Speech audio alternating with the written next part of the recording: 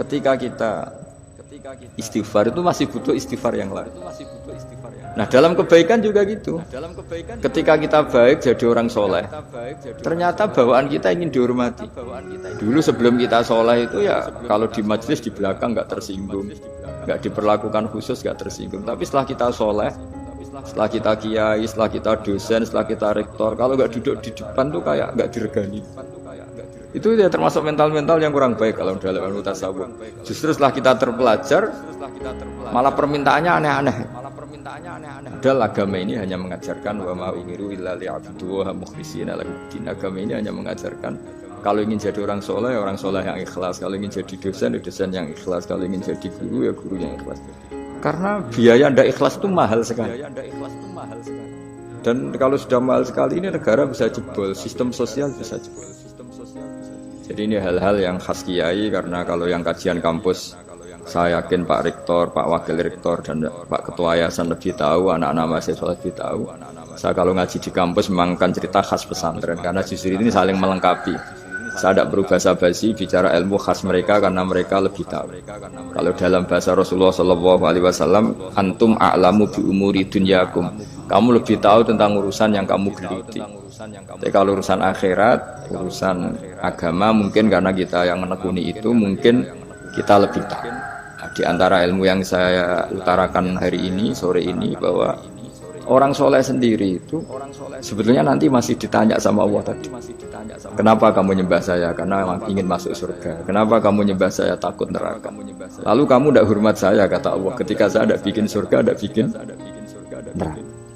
Akhirnya mereka sadar bahwa ibadah itu harus murni karena Allah Subhanahu wa Ta'ala, bukan karena takut masuk neraka, juga bukan karena ingin masuk surga. Ya sama seperti kita mencintai anak kita, yaitu sebagai karena anak kita. Jangan karena anak kita ringkeng satu, anak kita kumplot, lalu terus kita membiarkan anak kita saat ada anak kelas. Toh tetap anak. Saya mencintai suami saya karena dosen penghasilannya banyak. Lalu suatu saat kalau ada masalah di PHK atau ada masalah terus tidak suami kan?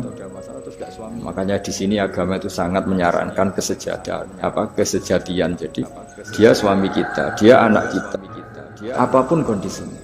Nah, kira-kira gitulah. Ikhlas itu kira-kira seperti itu. Jadi jangan sampai alasan-alasan yang bersifat materialistik itu yang menjadikan kita mencintai istri karena cantik, mencintai suami karena hasilnya besar. Suatu saat kalau itu berubah, kita akan masalah. Di sini agama menyarankan ikhlas. Makanya semua kitab di khazanah kita dimulai bab niat. Bab niat itu begini. Sehingga ada seorang yang tanya, kenapa ahli surga masuk surga selamanya? Padahal amalnya paling banter 80 tahun. Tetapi kenapa ahli neraka akhirnya masuk neraka sampai selamanya? Padahal kalaupun dia bejat hanya 80 tahun.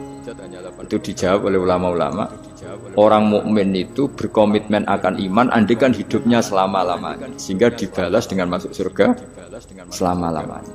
Sementara orang yang fasik, yang berbuat hanya mengumbar nafsu, bayangan dia kalaupun hidup 1000 tahun ya akan begitu terus. Dan dia ketika mati dengan status dia berencana andaikan sehat maksiat terus. Karena punya rencana seperti itu diganjar neraka yang selamanya. Nah, maka saya mohon niat ini juga yang harus mengilhami para rektor, para dosen. Andaikan sudah ada jabat pun tetap berkomitmen pada institusinya, pada yayasannya. Jangan kalau jabat serius, kali tidak jabat malah ganggu. Itu nggak boleh. Harus. Saya sendiri juga gitu. Saya populer apa enggak, saya keren apa enggak, saya akan berkomitmen tetap mengkhidmati agama. Nah, dengan seperti itu berarti sudah biniyatin sholihatin, punya niat yang